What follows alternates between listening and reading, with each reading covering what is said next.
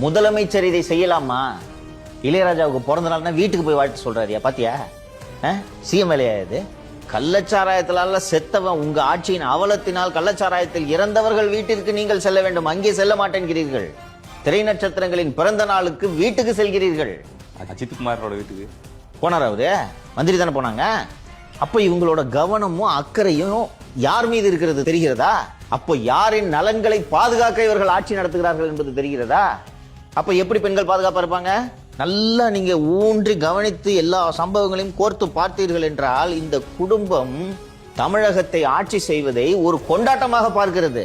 CM post வந்த உடனே நண்டு சிண்டெல்லாம் கூட்டிட்டு துபாய்க்கு போறது, தனி விமானத்துல புர்ஜ் கலிஃபா டவர்ல போய் ஏறி நின்று சுத்தி பார்த்துக்கிட்டு போட்டோ ரிலீஸ் பண்றது.